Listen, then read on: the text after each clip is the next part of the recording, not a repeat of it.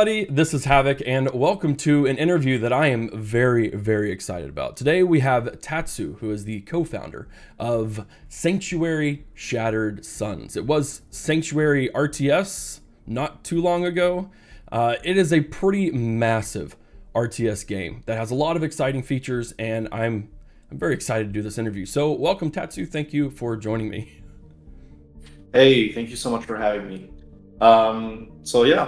You said it right. We rebranded from Sanctuary RTS to Sanctuary Shattered Sun not too long ago. We Significantly wanted to better have title. something. Well, thank you. I originally wanted to keep it to just Sanctuary, but like we couldn't. It was hard to get the URL for that. It's already like what is it, a spa in England, so it's kind of hard to Don't want to get be it. confused with them. Yeah. Oh shoot. But yeah, it's been like the reception to the name change has been pretty Well, good. good. Well, just for a basic intro, dip your toe. What is Sanctuary Shattered Suns, and then we'll get into some more details after that. Sure. So Sanctuary Shattered Sun is a grand scale traditional real time strategy game. So what I mean by traditional is it's like more in the sense of you have to base build as much as you control units and focus on the economy so all these kind of factors that you have to really wrangle with, they fight for your attention and everything. And conversely with more modern strategic games where it's a question of only controlling units, you don't have necessarily the economy factor or the base building factor and everything like that. And what I mean by grand scale, well, it focuses more on the macro side of things, right? Because in RTS, even traditional RTS, you can have micro focused RTS. And a good example of that is StarCraft 2. And there's other similar examples. You could cite Age of Empires 2. You could cite Command and Conquer. All those kinds of IPs are generally more micro focused, even though they do have the base building and the economy. Right. And one further distinction that we have is that we're simulated projectiles. So in Sanctuary, all the ballistics are simulated in real time. Yeah. So what that means is that if a tank wants to shoot at another tank, it's gonna first of all have to lead its target. It's gonna calculate a little bit, angle up its barrel, and then let loose a projectile. And then once the projectile leaves the barrel, it's on a path. It's not gonna curve and heat seek towards the target or whatever. Well, there could be heat seeking projectiles as well, but the majority of the projectiles are just going to be falling back down on their arc, and they may make contact in the middle of their arc. They may make contact at the end or right at the start, and whatever they make contact with is where that explosion happens and the damage is applied. So it seems like a very technical thing and everything that's For sure. going on, but Yeah. generally the player isn't. The player isn't really looking at every individual projectile. But when you multiply that by tens of thousands, it makes the battlefield really vibrant, right? And it is really immersive, really tactile. Kind of hard to describe. You kind of have to play it to witness it. And there are games out there that do that I can hardly recommend, like Homeworld, the first one. Right. It had simulated projectiles. The Total Annihilation, which is a very old title. It's 25 years old now. Yeah, it's quite old. Yeah. Yeah. And Supreme Commander also, which is 15 years old now, but also very good. I heartily recommend. And there's open source also titles like 0K and Beyond All Reason. All of those titles have simulated projectiles, and you can try it for yourself, get an idea already if that's for you. But I can say for myself, like, really, once you're looking over those kinds of battlefields and controlling those units like that, it's super immersive, and it feels like it feels way more fun. Yeah, for That's my sure. personal take. So I guess on the technical side of that, I mean, you're boasting tens of thousands of units across miles wide maps, each with their own individual projectiles. How does the engine handle all that without turning even a supercomputer into a flame ball? Good question. Yeah, so we used the Unity engine, and we kind of selected it for one of its features that it offers, which is the dots framework. Mm-hmm. Uh, without getting too technical, it's something that allows you to easily multi-thread code, right? Right. And when you want to simulate in real time, you can't actually know the result ahead of time or approximate it. There's just too much. There's just too much Right. chaos on the battlefield to be able to make kind of code shortcuts in terms of determining outcomes of projectiles. If you want it to really be fully immersive like that and realistic, you're going to have to actually simulate the projectiles. So returning the solution for all of those projectiles, each tick, each frame is going to require lots of very good Yep. multi-threading because the CPU is going to have to be able to give you that answer Right. within a couple hundred milliseconds, just 100 milliseconds or 50 milliseconds or less probably, Mm-hmm. right? And so multi-threading the code actually allows you to do that, right? And so our engine is from the get-go, from right from the start, it's multi-threaded, and we've been adding to it. And so we on the CPU side, we really actually don't have any real problems. Usually when we're running a battle and everything, on the CPU like mine, which has 8 cores, I see 35% of total usage. That's not bad. The real bottleneck for us is the network right now, because we have to send a lot of information about a summary of the battlefield and everything every tick to Right. the other players, and that pushes the upload amount quite high. Mm-hmm. And we're trying to keep it under 8 megabits. So that's right now we're thereabouts. But we want to bring it lower so that we can offer the game to just people all over the world. People who are, for example, living not in Australia, where the internet connectivity to the rest of the world is pretty bad. Yeah. No, that's really cool because there's a pretty big emphasis rather on multiplayer. So you have the limitations of network. That's probably your biggest. What would you say is your next largest hurdle with conquering multiplayer in general? So it's the netcode, because we are very ambitious in a lot of the different things that we tackle, and in this problem of we want to have a game that's multiplayer. We were like, okay, but what can we do to make it better than just multiplayer? We were Mm-hmm. ambitious once again. We looked at previously existing titles I mentioned, like Homeworld, like 0K, Beyond All Reason, etc. Mm-hmm. And they tend to use peer-to-peer networking, which has the benefit of allowing you not to have a central server, which is useful especially in the case where the company dies out, and so too do the servers, and Right. then you don't have multiplayer anymore. Yep. Right, and that's a real shame. Mhm. Right. Yeah. We believe that a good game is a game that has a really long shelf life for all of its aspects, Sure. and you can continue to enjoy it for years and years and years, and the multiplayer especially. I'm a big multiplayer guy. I was originally single player. I still like single player, but I've really transformed into a multiplayer guy.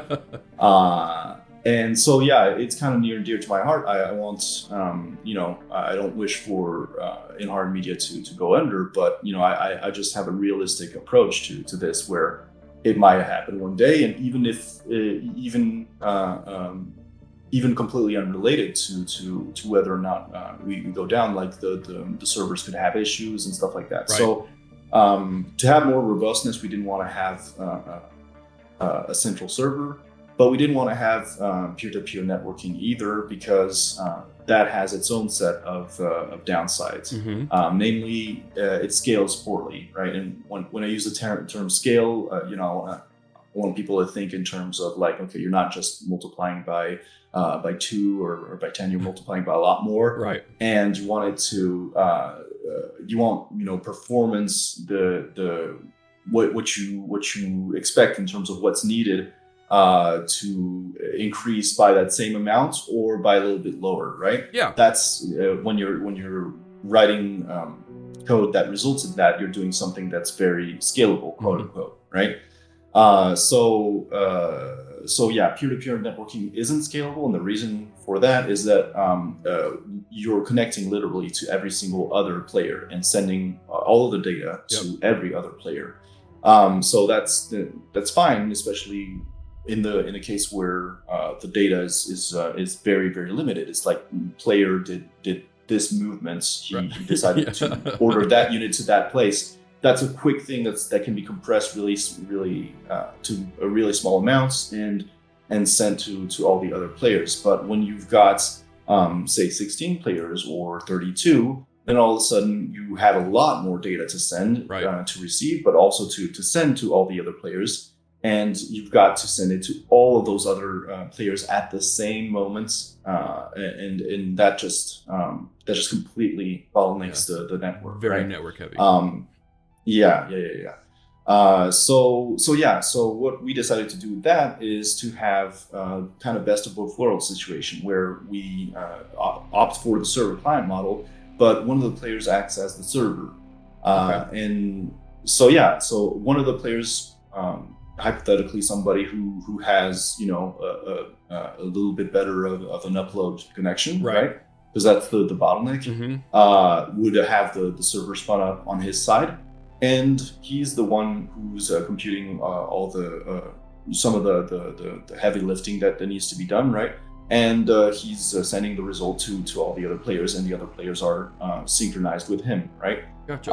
And if he disconnects or leaves because he lost, then the server swaps to another player. Another player becomes the server. He picks up the seed of the game and starts broadcasting it to the rest of the players. So in my mind, that's like really a best of both worlds. That's solve a lot of the problems that you see in different solutions. And that's what I would answer to what is a really big challenge for us right now is tackling that network code. Yeah, for sure. But I mean, like I have faith in my team, and I think we're gonna pull through. Yeah, well, I mean, I think you're already thinking pretty far ahead that other companies don't even consider. So it's cool that you initially from the front, you are preparing for the worst, but hoping for the best in the best of ways. So I think that's really cool. You mentioned upwards of 32 players. Do you think Sanctuary, at some point when it's polished, full release, that it could handle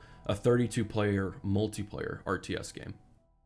That's the idea, right? I mean, like with the model we've currently started out with, theoretically there's nothing in making that impossible, right? But I'm not going to promise it officially right now. Right now, I'll promise, officially 8 players, and we'll cross that bridge. We'll get there when we get there. But having made that technical choice allows us to do that. Yes. Yeah. Well, that's awesome, and I think that alone is going to make Sanctuary stand out far above and beyond what a lot of other players or a lot of other RTSs can do. So you've compared yourself to, Homeworld, to Supreme Commander and those types of games. And Sanctuary initially does look very similar to that, or Ashes of the Singularity, those types of games. So what really, aside from, potentially 32-player multiplayer or the server issue or the server things, what makes Sanctuary stand out mechanically that will make people think, oh, this isn't just 2022's version of Supreme Commander? Yeah. So of course, there's similarities and everything, but beyond all the technical uplift, so to speak, that we mentioned, the multi-threading, the 64-bit. I mean, all the games we mentioned were written in 32-bit. Right. The different the different or rather old rendering pipelines, they were all in like DirectX 9s. Like the open source ones were in OpenGL. We're in DirectX 11 and 12 and Vulkan. We can do all three. We're probably going to focus on DirectX 11 and Vulkan because right now the performance is actually better on 11 than 12. And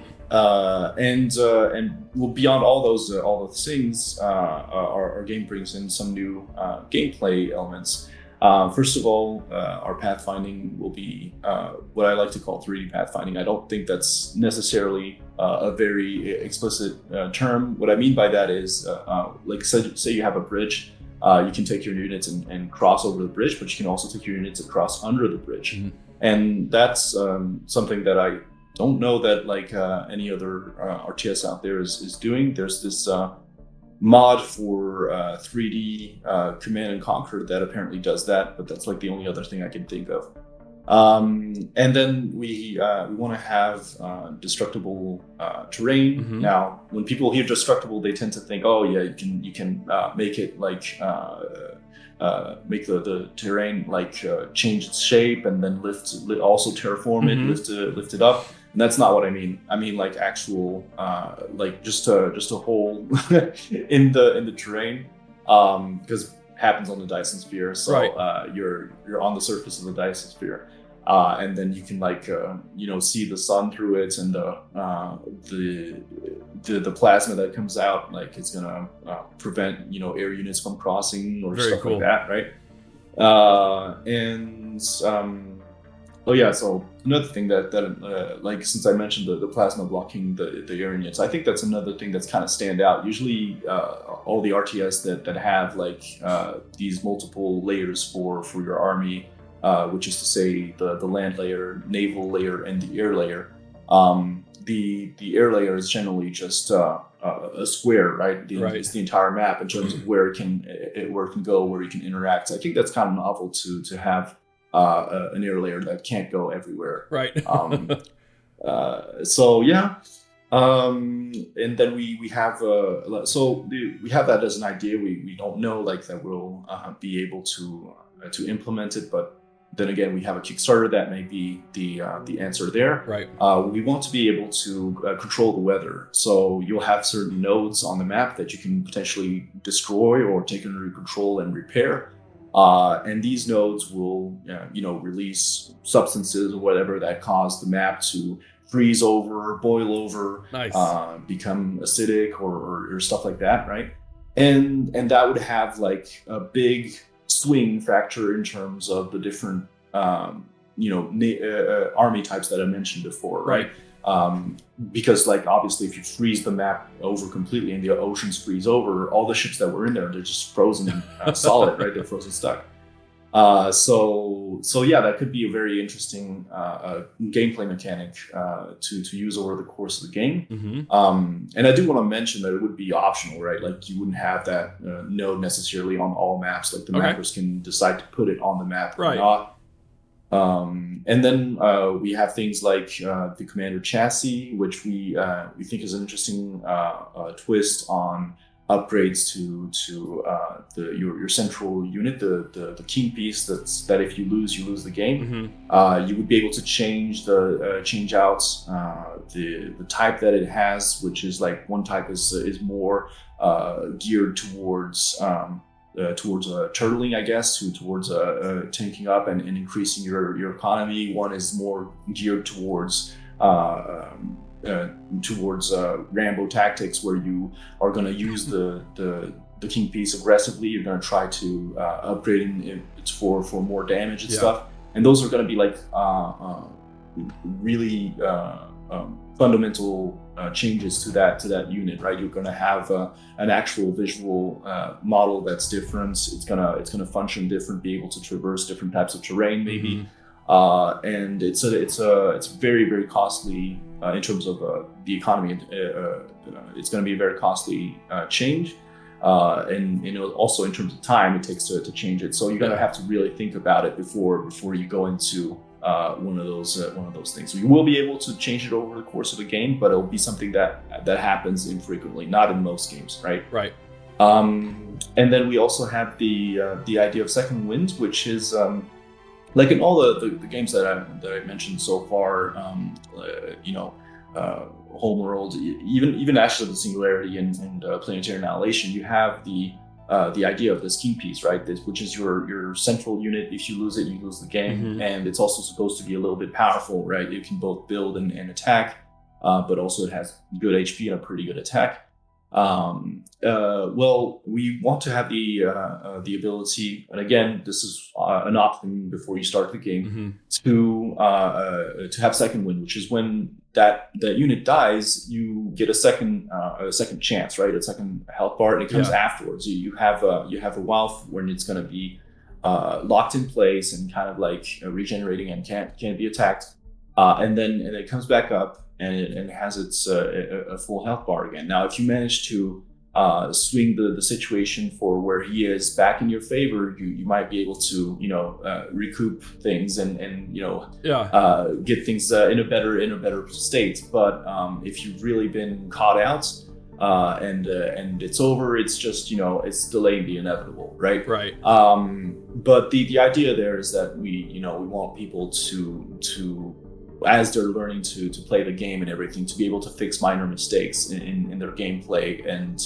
over the course of that same game, and not be utterly frustrated that that they were because sometimes you're not even looking at where on the screen the commander is, and then you're like, what, I lost, and what's going on here? So there's a number of different features. I mean, I didn't mention the ability to destroy the bridges. That's another thing which would mess with like where you can go on the map. Right. And then the ability to destroy big props like buildings and have them topple over on top of the units and damage them like that, or really obliterate them. There's a number of ideas and everything that we're toying with, adding to the recipe. But yeah, to answer your question, the Sanctuary does stand out, and we don't want it to be too different. We don't want it to we're not trying to reinvent the wheel. We're not trying to completely take RTS gamers and take them out of their elements and everything. But we believe that RTS is something that can progress, that can be improved upon. You can refine and improve infinitely, right? Right. And within this little, recipe of simulated projectile RTS, we feel like there's a lot of different mechanics and things that you can add to that, and it still works, and it just reinforces the recipe, right? Some things don't, some things just deter from it, and on that we'll be listening to our community for their feedback if something they feel is just really deterring from the formula. But we don't want our formula to be bland either, right? Right. Yeah. So. Well, I think you've got a really solid mix going on overall. It is familiar enough to come in. You see stuff and you immediately get called back to the games that you've mentioned. But at the same time, it's those mechanics that you talked about. Even something as simple, like I didn't even think about the fact that even crossing bridges for a pathfinding issue is something that is somewhat revolutionary to an RTS game. I think so, because think about it. You have a map that's simple. It's laid out for example in an S format, and you can just go directly around. But the S it has a bridge in it and everything. And so now. Depending on where you go, you have a completely different interaction with your opponent, and then while the units are on the bridge, they may be caught out by the ones that are underneath, or vice versa, right? And they're shooting each other as they're crossing. I mean, there's so much you can do with that. No, it is for sure. Regarding maps, they say they're spanning miles wide. Could you give us a scale? Is there something that you could compare it to that a traditional RTS person might be able to get an idea on just how grand this grand scale is? Well, if people are like mostly used to StarCraft, you can expect like basically you know increase of like 5 times or even 10 times, depending on Hmm. if we're talking about the biggest maps and everything like that, from the kind of maps that they're used to. In For somebody who plays Age of Empires, it'd probably be more like an increase of 2.5, 3 Okay. times. For Homeworld, it's also probably an increase of like 1.5, 2 times.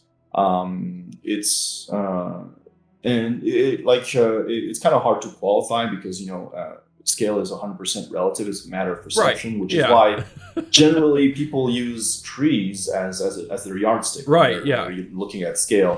And so yeah, if you like, for example, we did recently we posted a picture where we were stress testing trees, and we put like 100,000 trees on a map. And the result of that is so it's a what was it? It was 5 by 5 kilometer map, Hmm. and the result of that was that the map was completely covered in trees. Like Yeah. it's like your Black Forest in Right. Will that type of terrain influence gameplay? I mean, is it just one of those deals where tanks can just plow through trees as if they were twigs? Are you gonna have to? yeah.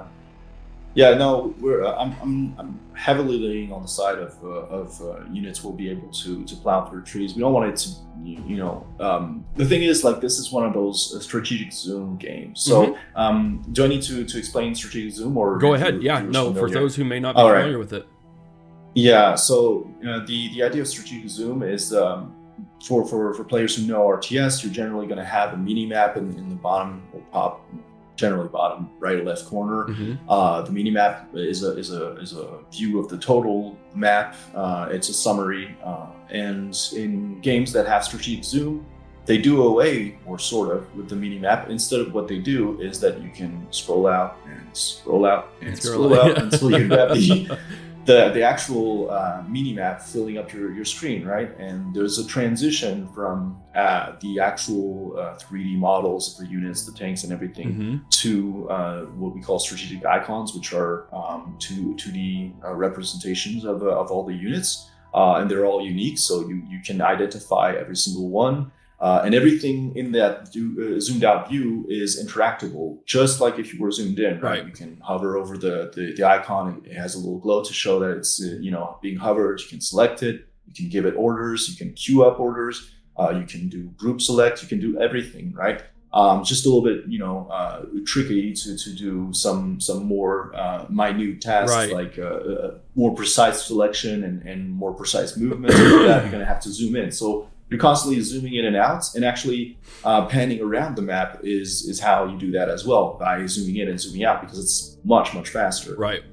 Because, like, snapping your mouse to a point on the screen, that's something that we've all done since we're kids, right? So Right. we can do that within millimeters of precision, very fast, and then you just scroll in. And so you go from a very specific point on the map to another very far away, but also very specific point on the map, very fast with that method. Yeah. So it's powerful and useful for a number of reasons. But what it also means is you do actually spend some time in that view playing the game, right? Because it's a very powerful thing. If you're focusing more on the macro side of the gameplay, and you're controlling lots of things at once, doing it from that view is much more easy and much more advantageous, right? You're actually now more aware. You're actually paying more attention to everything that's going on in the map that you have vision of, that you are scouting, instead of missing it, right? Because it's not you're not focused in on that, and it's happening on the mini map, and you didn't notice, right? Yeah. Right. And so where that kind of what that leads me into is this is a type of gameplay that's strongly what you see is what you get, right? You kind of need that, because, like, if you're ordering a unit around from that zoomed out vantage point, you're not going to quite understand why a unit is not exactly doing what you're expecting it to. You're going to Right. want to have a reasonable expectation of every order that you give from that view. And if like a unit is struggling to move forward and you're just like, I just gave a move order, that doesn't coincide well with all that, which is why I say that like units being blocked by trees, that's not really possible with this kind of game. Yeah, no, it makes sense. It was just one of those curiosity sort of deals. Well, you also have a Discord, and it is quite lively, especially now that the Steam page has gone up. So you got a Discord, you got a website, you got YouTube, correct? Yeah. They got all the socials, so. Yeah, and all the URL endings are like Sanctuary Shattered Sun, one word. Very nice. It's pretty easy to find us. Like for example, if you want to join Discord, it's just discord.gg/Sanctuary Shattered Sun. Perfect. And you can do that for all the socials. Yeah, except Twitter, because they have a character limit. That's okay. So, that's all right. Oh, shoot. Well, I've really enjoyed the interview, and thank you so much for taking time out of your day to chat with me about the game. Thank you so much. Yeah. And to everyone out there, I hardly recommend you check out our Steam page. We have two trailers out there. One is the cinematic trailer for the announcement of the game, and one is a small gameplay teaser. So check it out if you have the time, and while you're there, wishlist us. That would really help with the Steam algorithm. Thank you. 100%. Yeah, for those who don't know, everyone always says go wishlist the game, go do all that stuff, but especially working with a publisher, I can tell you 100% that Steam does consider wishlists as a very high rate of how far they push the game. So the more that you wishlist a game, the better chance that Steam's gonna be like, oh, maybe we should pay attention, and then push it on their own platform more. So definitely, if it piques your interest, wishlist it. It doesn't do anything harm to you outside of just keeps you informed of what the game is about and any updates. So definitely, for sure. Well, Tatsu, thank you again so much. And I hope for the best success of the game, and I'll do my best to keep the channel updated with any new developments as well. Sounds awesome. Thank you so much for having me. Yep. All right. We'll see y'all later. Thank you.